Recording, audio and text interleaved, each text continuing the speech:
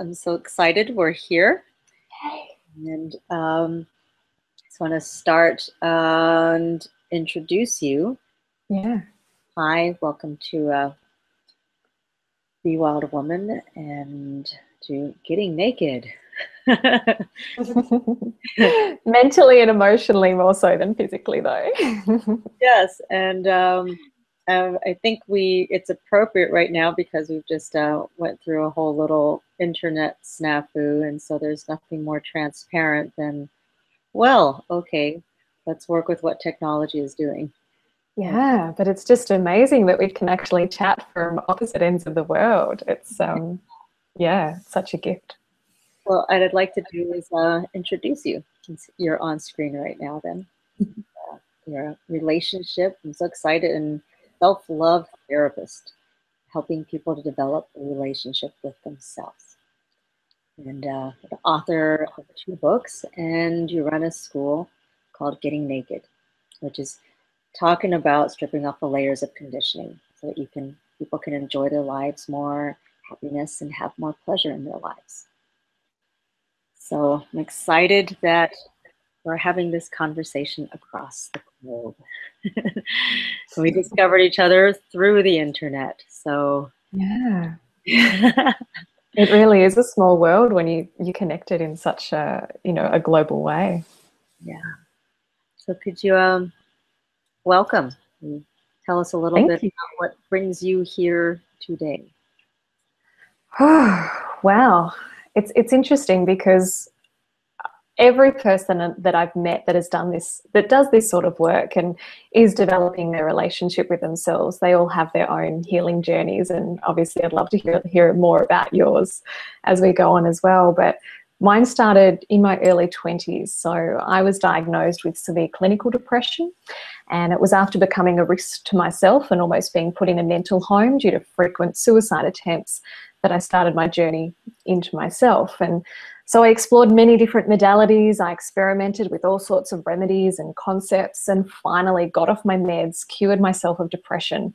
And then I went on to develop a 10-session program where I could get someone depression and pill free. So at this point, I gave up my day job. And at the time, I was a newsreader and journalist. And I started helping people because I recognized that this is what my calling was, to help people learn how to love themselves again. Because self-love really is the key to healing ourselves of any issue, whether it be financial strain, the inability to find a suitable partner, serious health issues. These things are all a symptom of a lack of self-love. Definitely, I concur. And I just love that everything boils down to self-love. Let me figure out how I put myself over here then. Yeah, everything boils down to that. And I can very much relate to the story you're sharing, and how having that passion for the change in your own life that just spills over, and you know exactly that you're meant to help other people with the same. And it's exciting that we're here together talking about the same thing, but each of us bringing our own beautiful lens and story to, Yeah. yeah. And otherwise And how so, we connect that way, that's what's connected us. yeah, and it's really interesting because it's those hard times, those, when we let down the mask and we show our vulnerable self and we admit that this is what we've been through, that's when you do connect with other people. And a lot of people have this belief that vulnerability is a bad thing, it's a weakness. But vulnerability is such a powerful tool to create those bonds and those relationships. And without, letting down that mask and being vulnerable, we cannot build deep and meaningful relationships, not with ourselves, but not with others either. So, that's where I really encourage people, let go of the fear of vulnerability, because that's essentially the key to those deeper and more fulfilling relationships. I just got back to you at the end of what you were saying. It's still new modality.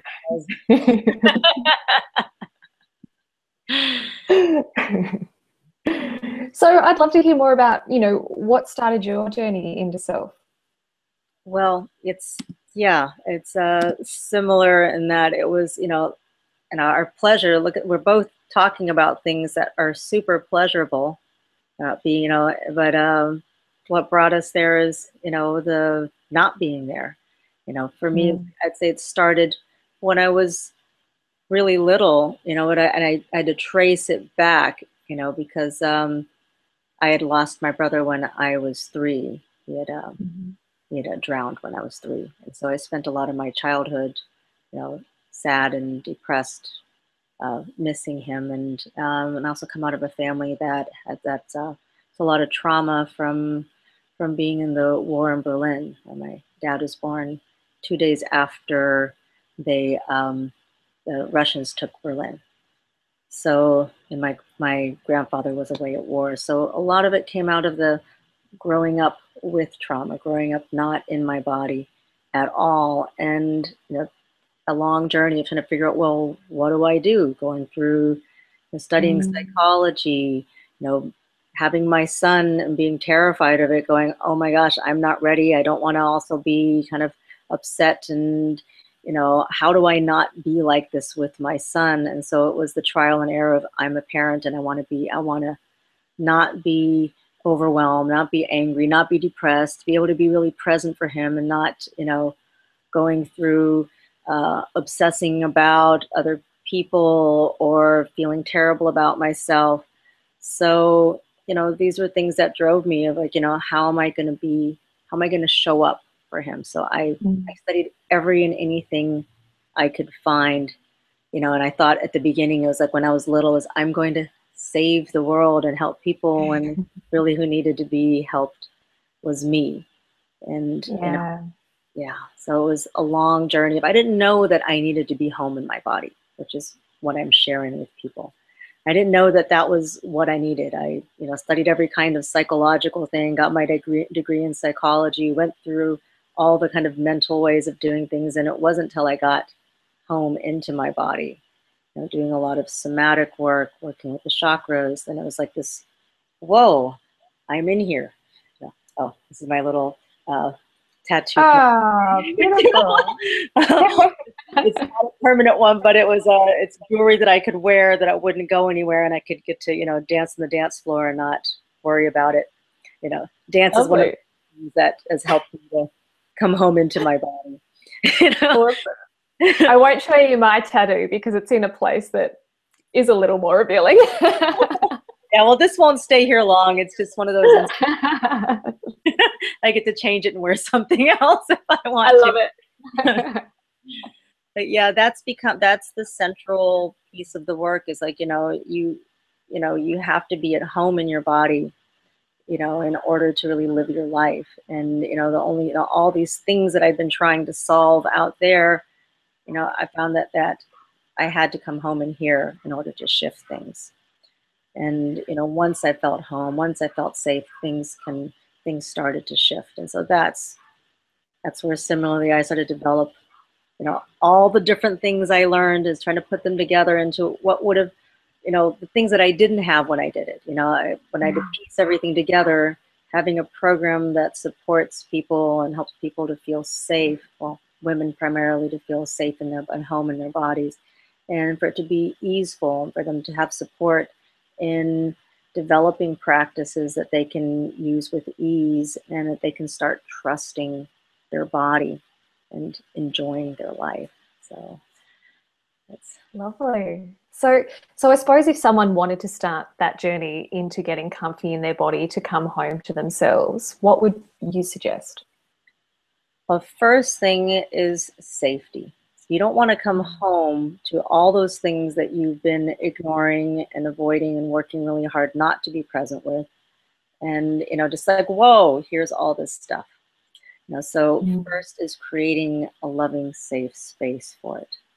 So I would say, like the easiest tool I give people is one of just starting with holding their heart and creating a physical, sensory, safe space. On other levels, it's finding out, a place where you can anchor safety, whether that's somebody that you trust, in your life, or whether you go and get some professional support where somebody can really be in your corner and can guide you on that pathway so that it feels safe to be at home in your body. I love it. Yeah. And so I suppose if you could explain what your self-nurture routine is, or the way that you self-nurture, let's in on that. Oh gosh, there's a lot to it, and at the same time, it is really simple. Mm. You know, the simple thing, like you're saying about being able to be vulnerable. You know, in a nutshell, it's being able to, you know, open up your senses in the morning, be connected in your body, listen, feel held, and go from that relationship in the morning where you are tuned in and listening to the wisdom that's in here and connected to all the support that you have. Within that, there are many layers of, you know, coming home to where you actually feel safe and you have drawn resources that feel that way. The most simple routine I give people when they first start with me is that routine of anchoring a sense of a sacred place in their body. You know, a sense of, Mm.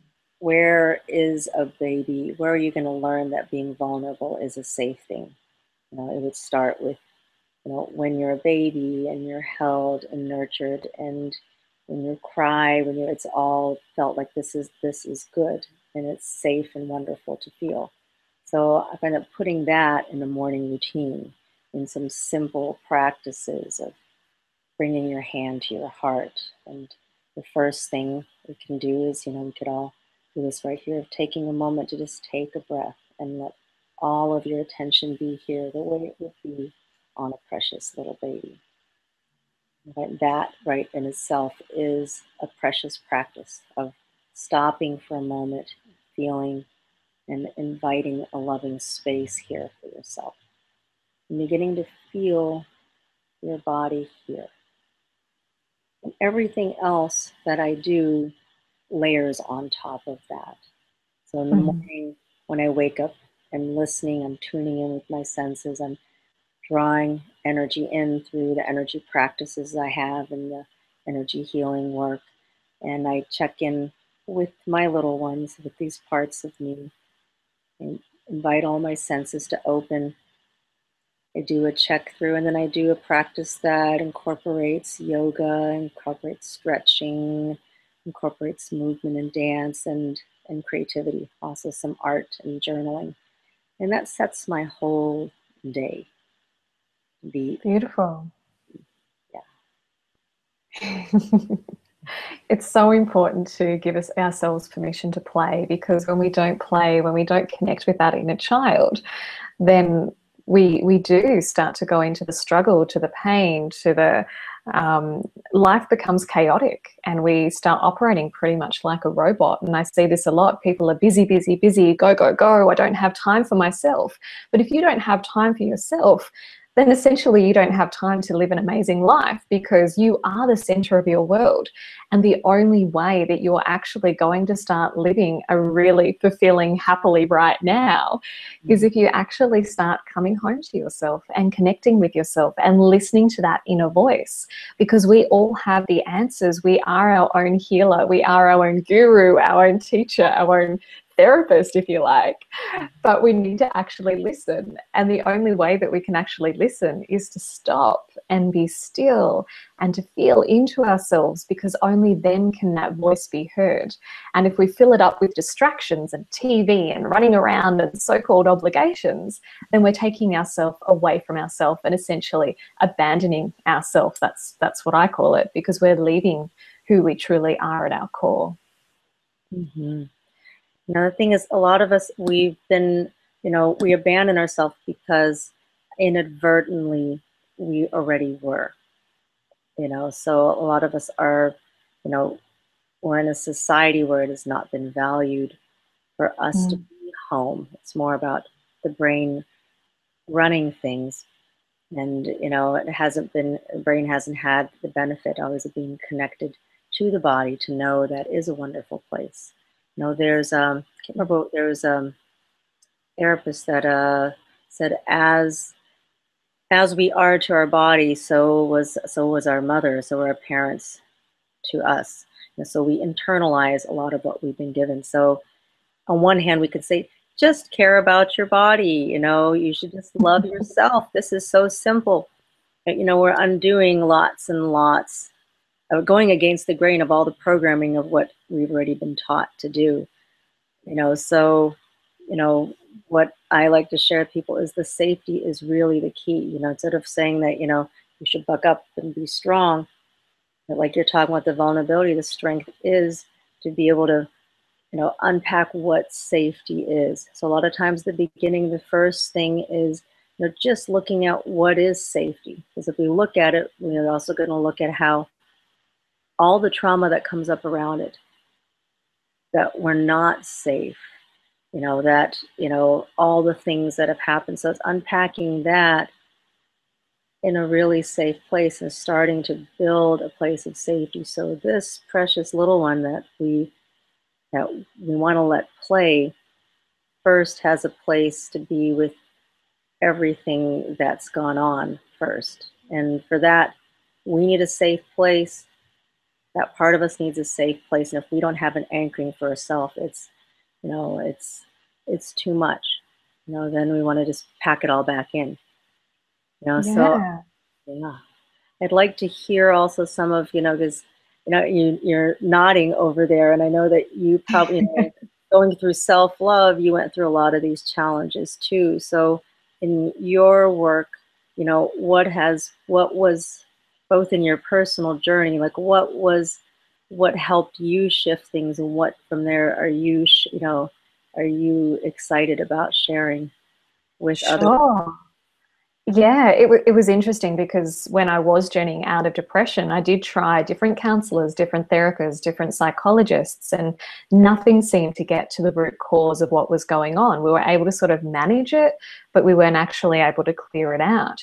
And it was after I learned about the subconscious mind and limiting beliefs that I actually was able to cure the depression really, really quickly, because from the moment that we are conceived up until about age 7, we're programmed, much like a computer, like you were saying before, the programming. And it programs us how to think, act, and behave. And so we take on beliefs about ourselves, modeled on the big people around us, like our parents. And this programming forms the basis for how we see ourselves in the world, so how we feel about ourselves and how safe we feel, like you were saying. So each time we are humiliated, we are laughed at, we are told things that diminish who we think we are, we take them on, we absorb them like a sponge. And it's these beliefs we form about ourselves that create the negative mind chatter that I'm sure, most people watching this have experienced at some point in their life. I'm not good enough, I'm not pretty enough, I'm not rich enough. And this negative mind chatter, it can wear all sorts of disguises, and it can even numb us into thinking that life's okay, just the way it is. But the problem with staying still in life is that we end up settling for less than we deserve, less than the orgasmicness that, our life can be. And, this negative mind chatter, if there's one thing I can give to everyone, that is not who we are. Yet if we allow ourselves to believe it, it does hold us back. It will keep us stuck, repeating those same unfulfilling patterns in life.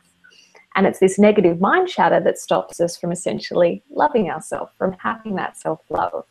And I actually ran a workshop on this a little while back. And for anyone who wants a copy, if you go onto the website, so gettingnaked.com.au, and you go to the free gifts area, you can actually access the workshop. So it just talks about how the subconscious mind works and how our limiting beliefs are what, stop us from having what we want in life, because they are our personal barriers. And, in answer to your question, the big thing that turned my life around was being able to release these limiting beliefs, because every single thing that we hit up against, every challenge, every obstacle, there's some limiting beliefs that are creating that obstacle. And as soon as we release those limiting beliefs, then all of a sudden we can have what we desire. We can have things that are really going to nourish us and make us feel good.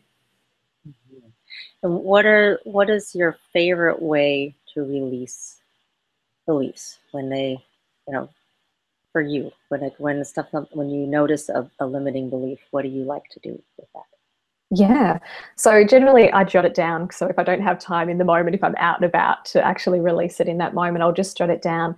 And I have this practice every morning where I tune into myself. So I put myself in a complete love space.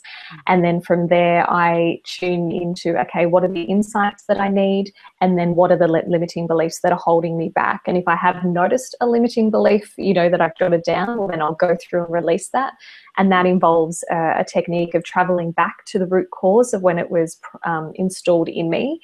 And I suppose the one thing people need to realize is that you don't need to remember when that limiting belief was installed, because our subconscious mind records absolutely every single thing that we experience. So if you're able to access the subconscious mind, which is what I teach in the courses that I run, then you're able to actually go back to that root cause. And you may not have a conscious memory of it, but you'll be able to go back. And once you're there, you start gathering all the positive learnings around that, that incident. And once you're able to turn that incident into a gift as opposed to the trauma that it once was, that's when you're free of that limiting belief. Beautiful. Yeah. There's so many wonderful ways to look at beliefs. And I think, the more, what I love about, this journey, however we take it, is once you're on it, then you can start using your creativity to play around with ways to do it. Like, here you are talking about limiting beliefs, and you're, smiling about it. And I'm sure that, when things were going on, you wouldn't have been smiling about releasing limiting beliefs. No, it's like, not another one. No, please no. But you know what? I maybe this is a limiting belief. I don't know, but I'll probably be removing beliefs until I die. And maybe we're here just to, release beliefs and get closer and closer to self-love, because it is those limiting beliefs that keep us from loving ourselves. And, I suppose we've got to remember that we're spiritual beings here on planet Earth to have a physical experience, to learn our lessons, so then that we can continue to evolve, whatever that looks and feels like. So, it's Earth and this physical life, it's a playground of learning opportunities. And that's the way I look at it. And that's why I'm not attached to outcomes and results anymore, because if I get a learning, then that's all that matters. And you cannot fail, because every challenge and obstacle and every time you fall over, that's actually a learning opportunity. And when you look at it that way, life becomes a lot happier and easier, and it flows nicer. Yeah. Look at all the fun that we get to have now with these things. It's like, I love hearing, how you go through it. Is, it's something that I have fun with too. Like how to clear limiting beliefs. And I've gone more with this work that I shared. It's going more the route of the body. Like, noticing what am I feeling? It's like, the idea of the whole body being this intelligent space that I can communicate with and enlist to be part of the team of shifting, so it's like diving into the feeling of when there's a belief of what is my body feeling with it, and getting to also harness from there, like a conversation with what is, different parts of my body, what they're feeling, what they're needing. And every time it leads to this creative way of doing things that I couldn't have foreseen. I don't know if, like just getting to, also another piece I like is there's this practice called the belief closet that I like playing with from Lion Goodman. And then I've altered a lot into Wild Woman Natural Imagination. And it's kind of looking at beliefs in terms of outfits, what would they look like? What would they feel like? And getting to experience them that way, and getting to enlist my body and these parts that are the subconscious. I look at the body as the subconscious mind. And then getting to, from there, work with these parts in terms of, do they want to keep this belief? Does it work? But also getting to acknowledge that at one point, I creatively took on this belief, whether I inherited it or whether I chose it. It's something that in some way has served me. And I think that's, that's something I like to get to share with people, instead of like, this bad belief, now I have to break it and get rid of it. Part of me wants, fix it, then I'm going to be okay. Bad belief, go away. But we get to go, Yeah. oh, this is really creative, to actually Yeah. find, be able to think of it. It's really interesting that if this defense is here, and to honor that, my body, my system has come up with something that at one point protected me. But then to also go, you know what, this is no longer serving me, and to get to choose something different. Look at this, the playground of healing and, you know, letting go of negative beliefs and taking on more play. Yeah. And like you said, with the limiting beliefs, I sort of liken it to you're traveling to work one way and it takes you, say, 20 minutes. And you've been doing that all of your life, so it works well for you. And then one day you discover there's another way and it only takes 5 minutes. And so that's sort of the way I compare it to limiting beliefs, is that you've taken the long route for so long in your life, the hard route, the one that's got lots of roadworks along the way, and you get held up a lot. And then all of a sudden you go, actually, there's an easier, more peaceful way to go about it. And that's, I suppose, what I like with the limiting beliefs, is you're letting go of the old way of doing things and you can take on an easier, more pleasurable way. Yeah. Great. Do you have anything upcoming, or anything that, you're currently, so the workshop is right now, you have a couple of workshops that you do regularly? Yeah, so the main course that I run is called Remarkable Relationships, and the idea of that is it helps you develop your relationship with yourself, so then that you can develop a healthy relationship with your finances, with your health, with other people, with all areas of your life. And in that course, I teach people how to be their own healer. So you learn how to remove the limiting beliefs, how to access the subconscious mind, how to tune into your true self, so then you can get the truth for you. So then that when you need to make decisions, you can get the truth that you need, so then that you get the best possible outcome. And so I suppose I liken it to, it's a life skills course. And once you have those skills, then you can continue to make your life prettier and yummier and more delicious. And it constantly gets better and better. So I teach, it's a spiritual practice that I'm teaching you, but, there is a bit of, spiritual woo woo, what's that about? But it's spiritual is about connecting to yourself. And when we're able to connect to ourselves, that's being spiritual. So I suppose I just wanted to get rid of a bit of that myth as well about what it means to be spiritual.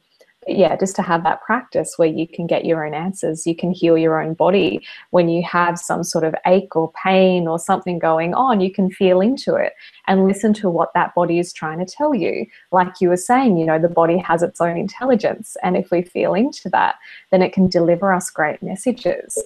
And, like I think it was about 3 years ago, I returned an abnormal pap smear result, and I was the stage before cancer.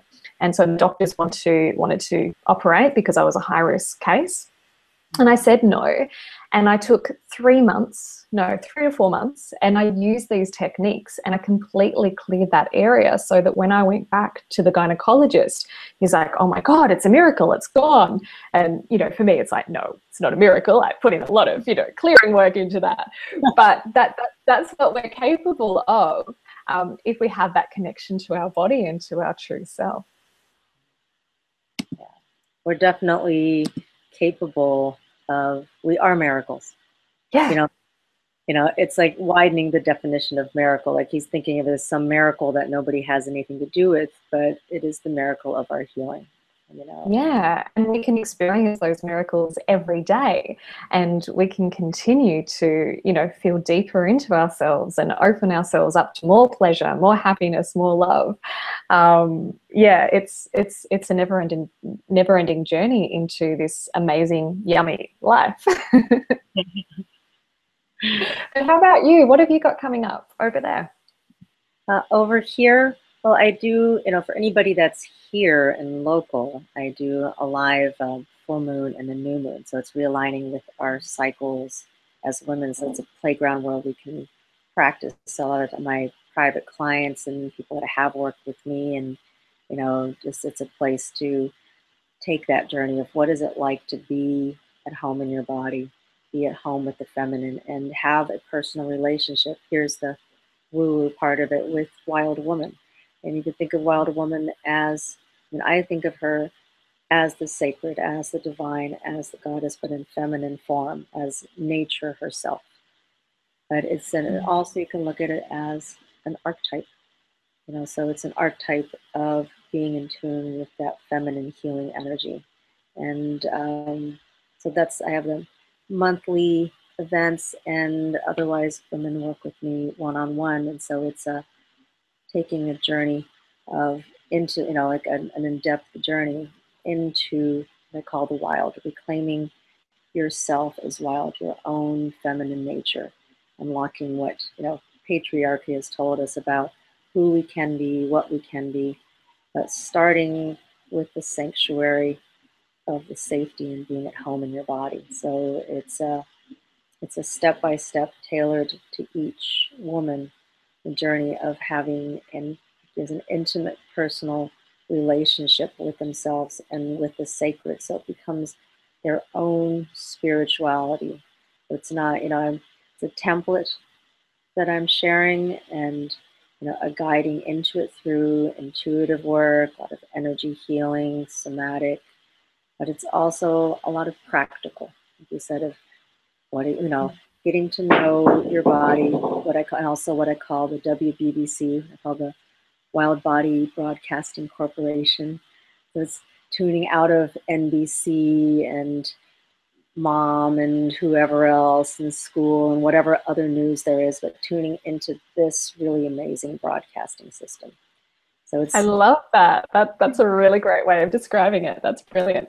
And yeah, I'm teaching, tuning people into their own healing via energy work, a lot of chakra work, a lot of Ayurvedic. So tuning in to listen to more of what their body says, and getting to also tune into the sensuality of their senses that brings them all the wisdom, and reclaiming that their nature themselves. So the way someone would start that is we can have a conversation, and we check to see, is this going to be supportive for them? Because for me, what's really important is to be of service and guide, and be a guide on the road we're all on already. I'm a sister traveling on the same road, here to be a light and support women in finding it for themselves. So sometimes that means we just have a conversation, or they come for an initial consult. And if we find that it's a fit, then I'm excited to be a midwife, cheerleader, and healing sister on the road. So. Lovely. So I know you do some distance energy healing, and it's something that's started to gain a lot more awareness recently. And I know it's something that I share with my one-on-one clients. But can you tell me a little bit more about the distance energy healing that you do? Well, there's a few different things. There's some clients that I have that I work with one-on-one, and like I have a client in Moscow, and I have a client in different places that I work with via Skype. And then it's I do Reiki, integrated energy therapy, and what I call Wild Woman energy healing. There's stuff that doesn't really have names, but it just comes through. And I also teach energy work, and energy follows intention. So through some of these channels that it's like I look at them like they're radio stations that I got dialed into. So I have an automatic, you press the button and you're automatically on that station and on that station. So there's a number of them that I'm tuned into. And it's also, this relationship is really live. So what I'm sharing with people is a live relationship for themselves, and it's giving them kind of a sense of, this is what Wild Woman is like. Let's look at what that is for you. So a lot of it is guided by what I'm given. So right now I've been doing some distance work where it's once a week for the clients that I've been working with. And it's also crystal grids that I build, and energy goes through that. And, I'll get feedback from women from, it felt like I was cocooned in the womb, to energy came up and through me, to the headache disappeared, to, I got to sleep and rest, and for each person I've tailored what it's come through, it gets tailored for what they need. So we'll we'll do a process where we check in for what they need, and then some people are just energetically being sent, but some of the people that I work with privately, every month we set it again. We set the course for what, and what I'm going to start doing now too is what I've been guided to do is how to work around the womb. It's been a big cornerstone of Wild Woman work, and I'm being guided to share more of that again. So it's a sense of a home womb. So healing of the womb all the way back through our lineages, which means that we get to feel really safe in here and safe with whatever we're creating and birthing. So that's going to be coming soon, and I'll definitely let you know. And that's might start becoming more of a regular monthly tradition. And that would be lovely. As I am guided, I will let you know. I'm on a need-to-know basis too. And it's interesting how that works, because I often, I'll just be walking, because I live in the beautiful Dandenong Ranges, so it's just rainforest, and it's often just when I go for my walks and I'm just being peaceful with myself, and I'll get this great idea, and it's just like, yes, that's what I have to action now. It's, yep, and it just starts coming through, and it's just like this channel, and it's like, oh wow, and I get so bursting with excitement and passionate about, okay, this is my next little thing. And there's never, I suppose because I create that space for myself, there's never a gap in that information coming through. It comes in, like you said, as you need to hear it, as you need to action it. So it's really magical when you have that connection. You can just trust that you'll be guided to do whatever you need to do next. Yeah, it's really nice to be able to trust that, and tonight it's nice to have a daily connection to it, and then there's certain things not have to know. I don't have to know everything anymore, and that was definitely what it was before. It was lots of ruminating thoughts, worrying what's gonna. Now it's like, okay, I'm gonna know what I need to know.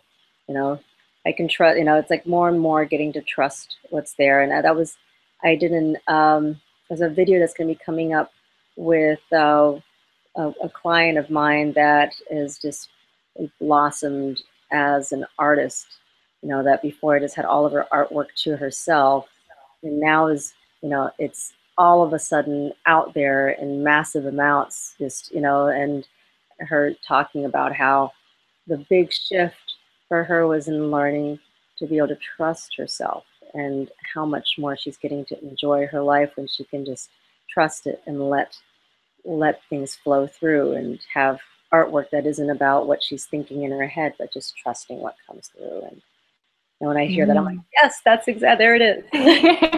It's exciting. Yeah. And that's how, my first 2 books were written, because it just came through me. And at the time, I didn't realize that's what I was doing, especially with the first book, because I hadn't, officially learned how to tune into myself, but I was naturally doing it anyway. And words were just coming onto the paper, and I didn't have to try. I didn't have to push. It just naturally flowed out of me.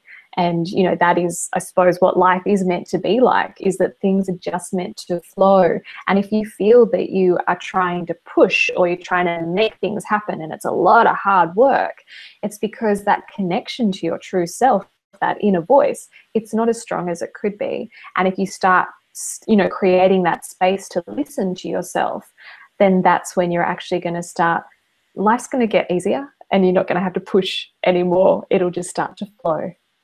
Yeah. Well, one thing I'd like to share with everybody watching, I'd love to share, a little practice, that they can take with them, just a little meditation. But first, I wanted to talk a little bit about pleasure, and how we've been talking about the jade egg practice that you're working with, and I just want to say that, both of us, talking about different things around reproductive, that was a big piece for me too, is I actually thought God had made a mistake making me a girl. I absolutely hated being a girl. All my cycles were massively painful. I went through 8-centimeter cyst, etc. And so it was a long journey of, coming back to pleasure in my body. And so it's a big cornerstone of it, and you have that piece on her. That's how I found you, because I have a girlfriend of mine that's doing some jade egg practice, and I wasn't drawn right then to the one that she's doing. I thought it was interesting, but I was like exploring it, and I found you online, and then we started chatting. So I would love to bring that up a bit, that you're sharing this practice, and I wanted to share with you my jade egg story. Please do. The jade egg. Oh, the jade egg is amazing. So yeah, please share your story. I finally was like, okay, I have to get one. What am I waiting for? I recently did a practice where there's no more pain, no more sadness in my womb. It's just this one, place of pleasure. And I'm like, what am I waiting for to get one? And so I finally got one. I ended up getting a rose quartz one because that just felt right. I work a lot with crystals, and I'd only used it a couple times, and I was using some of the exercises that you had listed of, turning around the clock, and it was just having a lot of fun with it. And then I went to walk the dog, and I wasn't really thinking about it.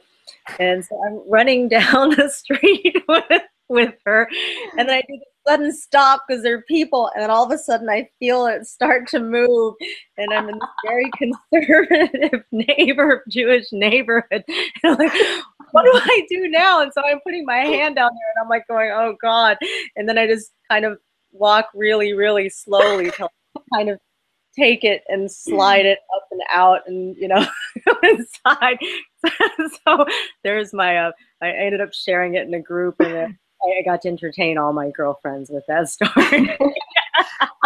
You know what? I think everyone's got a funny jade egg story, and whether it's forgetting it in and then it falling in the toilet, that's happened to pretty much most women that I know. And the thing is, if the jade egg comes out, it's because the body's going, okay, I've had enough for today. I'm fatigued. Let me out, and I remember when I first started, I'd only have it in for an hour or two, and then it would just push itself out. And I'm like, no, I want to keep working with it. And it's like, nah, body's done. And you just have to listen to those signs. And now, I leave it in all day because I've got that strength and that, I suppose that my body is used to it, and I've built that strength and that connection with the egg.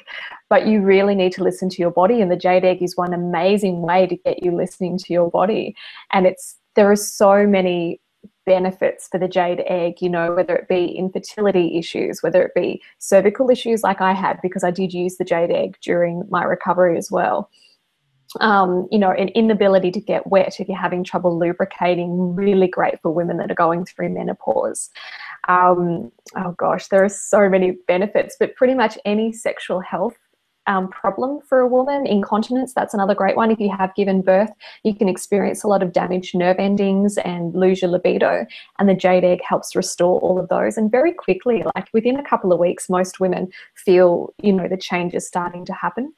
But from a pleasure perspective, that's what is really delicious with the jade egg, is that I suppose the best way I can describe it is, before I started using a jade egg, when I was having sex, the only way that I'd know that my partner had come was from the expression on his face. Because I could feel him inside me, but I couldn't feel much else. And I didn't realize that essentially I was numb. And most women in the vagina are numb because they've had a lot of pounding friction sex, or maybe they've shut down because they have had sexual abuse or something like that. And when you start using the jade egg, it awakens the whole vaginal tissue to the point that now when I have sex, I can feel every pulse, every contraction of my partner's penis, like every tiny little bit. So I know his complete build-up before he gets there, and it's not the facial expression that gives it away anymore. And so it's that sort of pleasure that you can get. And you can even learn how to separate your vagina into 6 different quadrants and essentially learn how to play rhythms inside there.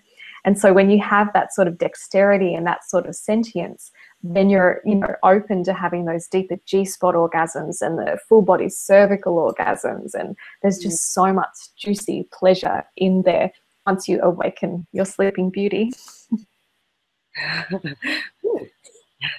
Very nice. You can tell I'm passionate. I love the jade egg. And so if you're going to give one tip to somebody that's going to, or like, me as I'm starting to play with it and having a lot of fun with it, what's one thing that you would? Listen to your body and be guided by what your body wants to do with it. Because I can give you exercises and I can give you guidance, and that's great knowledge and bits and pieces and things that you might want to incorporate. But at the end of the day, you know what's best for you and you know where you're at. And the jade egg practice is a perfect practice for you to really foster that connection to yourself and listening to yourself. And you really need to take a surrendered approach, because you are doing a lot and it may not feel like you're doing a lot, but there's a lot going on down there. So less really is more.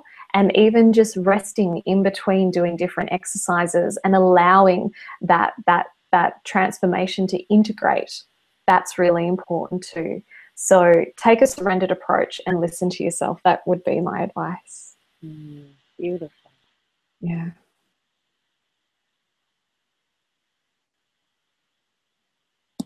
Well, the womb is our most, our sacred space. It is that temple. And I look at, a lot of the practice of having the jade egg, it definitely exemplifies that same of having it be our temple. Instead of, you look at the chakras, it can be a place where everything gets, stored up in not the most positive way, kind of like a storage room. Oh, we'll just shove that in there. Here's these feelings. We'll put that there. So a lot of the work that we're both talking about, is the clearing of that, and instead this restoring of it being a sacred place of play. And I like to talk about the womb too, in terms of returning to a sacred place where we are held, for a womb to be a place of a verb, wombing. So the sense of that space around us where we are held within the womb of the divine. And I think of the feminine that way, of nature holding you, so that, this place that has become so wounded. When you look across the globe, it's an epidemic of illnesses and wounds and that are with our womb, whether it's violence or any kind of reproductive issues, or all the women that have lost their womb. Of any time I think that we focus and we restore this pleasure in a sacred place, we do it for ourselves, and we do it for the feminine. We do it for women. We do it for ourselves, and so it's a really sacred work, and I look at it as my activism. It's somewhere where we can make a difference. Yeah. The difference that our pleasure makes in our own lives, and needs to make in lives of the people around us. So, both wonderful. We're here across the globe, spreading, magic. Yes.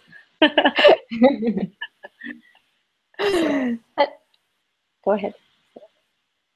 Oh, I was just going to say, yeah, and spreading love and helping people connect more with love as opposed to fear, because, the fear that we feel on a daily basis, it does just steal us away from ourselves. It disconnects us from who we truly are.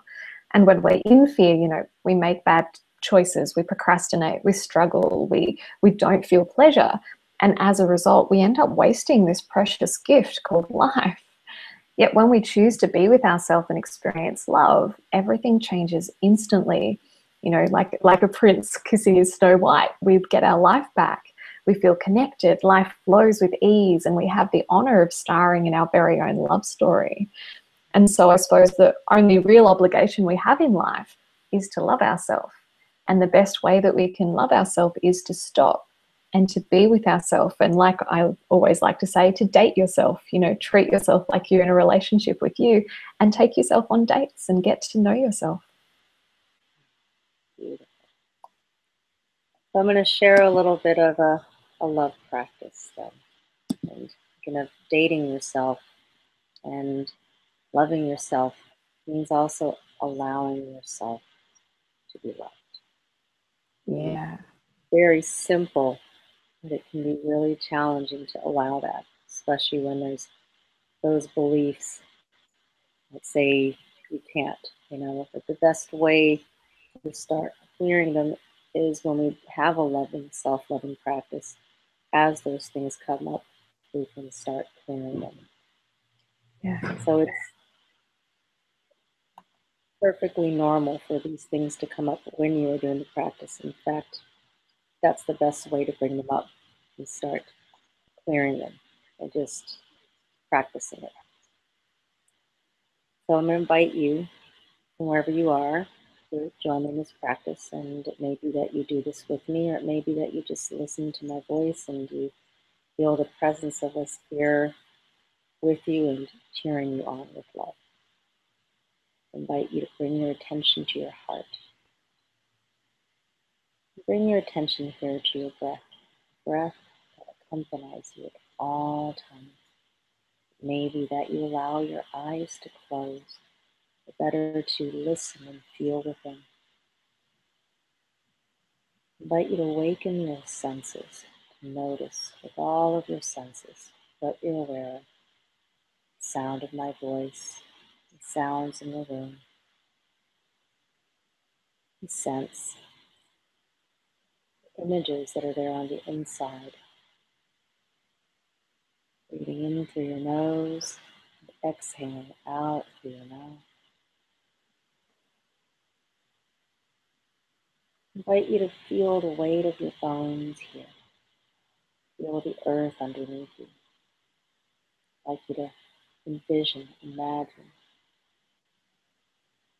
Mother Earth, ground under your feet. She's right here holding you, just as you're holding her heart. Feel the weight of your hand here at your heart. Feel it anchoring you here. Notice how it feels to hold your heart. And notice how it feels for your heart to be held. I'd like you to imagine that there is a precious little baby here in your heart, right in your heart center, at the center of your chest. That baby is you. With each breath, I'd like you to imagine that you're inviting comfort into this little one, for your heart, as if you were opening up a window at the top of your head to allow the light to shine in. The light of the moon, the stars, the sunshine. Inviting love in with the light. It could be visualizing it like a little night light at night. Take a few breaths, breathing it in, down to the top of your head, to your heart, and on the exhale, it has weight that it can make its way down to the ground. Begin to make its way down. The flow of the ocean, washing in, washing out. And just take a moment here.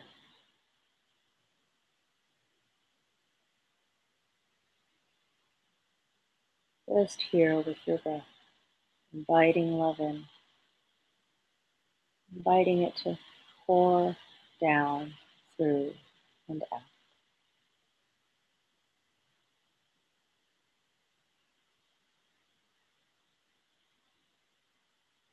And the next breath, breathing in, let your hands come down to your legs.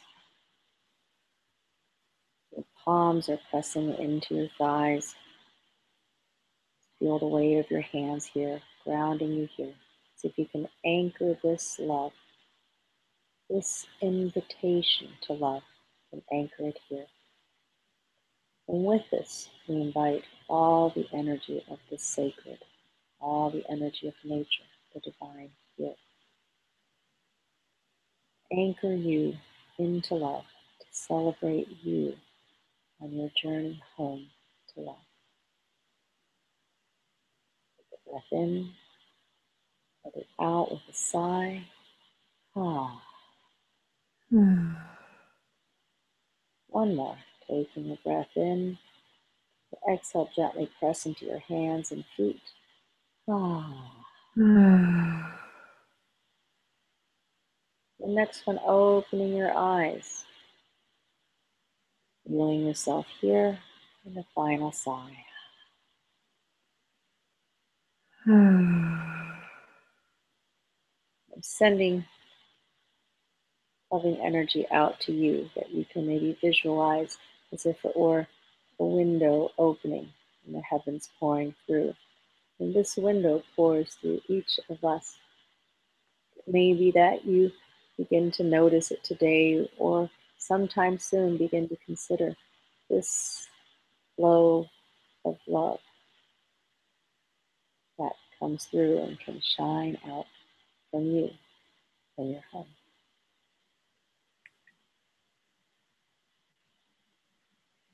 Maybe that you begin to wiggle your fingers, your toes, allow your body any stretch, any movement.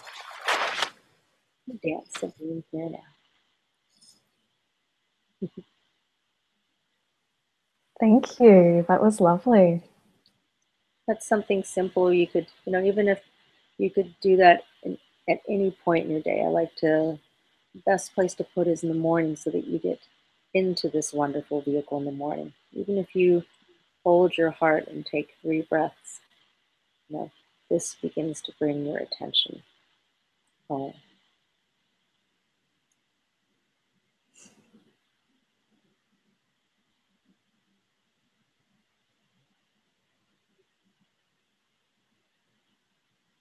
Is there anything else that you would like to share? Any questions? For anyone who's watching this, if you're feeling an inner yes that you need to explore this work, then my suggestion is to honor that, because often our ego likes to come in and stray us away from when we want to grow. And it's really about identifying that when we're about to grow, our ego will try and keep us in our comfort zone because it likes to keep us safe or feeling safe. But when we're in our comfort zone, we can't grow. We can't create the change and the transformation that we're after. And so in order for us to get something different to what we're experiencing right now, we do need to step out of our comfort zone. And it is a little bit scary, but it's also very exciting. And so when the ego comes in to try and go, no, you can't do this, or, suddenly gives you a financial situation that you can't afford to do the work, or, gives you some sort of distraction that takes you away from doing this work on yourself, really just notice, hold on, is this my ego trying to stop me from growing? And if so, you know what? Thank you, ego. I'm ready to grow and I'm going to let you go, and then follow that an inner yes. So if you're feeling an inner yes to get more connected to yourself, honor that. That would be what I'd like to add. Beautiful. Oh, this was so lovely, and so lovely to be here with you and everyone that's watching. Same. Thank you.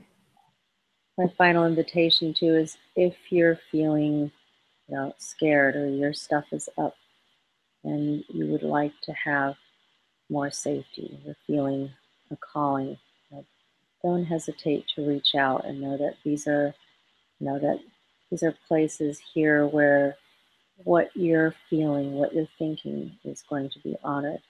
That on either side of the globe here, you have 2 places here where what you feel and what you think is going to be honored, and 2 places where you're being celebrated and your path is being honored. And we'd be delighted if you any way that we can help, and we're here. We hope that this is inspiring and entertaining for you too. Pleasure to meet you. Thank you, Ta.